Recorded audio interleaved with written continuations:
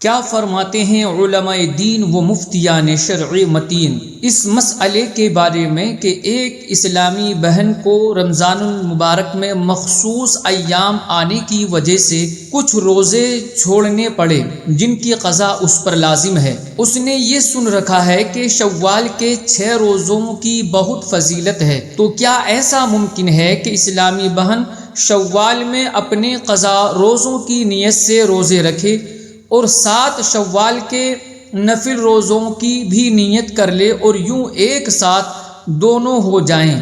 قضا روزوں کی ادائیگی کے ساتھ شوال کے نفل روزے بھی ہو جائیں گے یا نہیں؟ بسم اللہ الرحمن الرحیم۔ الجواب بعون الملک الوہاب، اللہم ہدایت الحق والصواب۔ قوانین شریعت کے مطابق ایک ہی دن میں قضا اور نفل روزے کی نیت نہیں ہو سکتی کہ فرض و نفل دونوں جدا جدا مستقل حیثیت رکھتے ہیں، اور اگر کسی نے ایک ہی دن میں فرض و نفل روزے کی نیت کر لی تو یہ صرف فرض روزہ شمار ہوگا، نفل روزہ نہیں ہوگا۔ لہٰذا پوچھی گئی صورت میں رمضان المبارک کے قضا روزوں میں شوال کے روزوں کی نیت نہیں کی جا سکتی۔ اگر کسی نے دونوں کی نیت کی تو صرف قضا روزے ہوں گے، شوال کے نفل روزے نہیں ہوں گے۔ فتاوی عالمگیری میں ہے کہ جب رمضان کے کسی روزے کی قضا اور نفل روزے کی نیت کی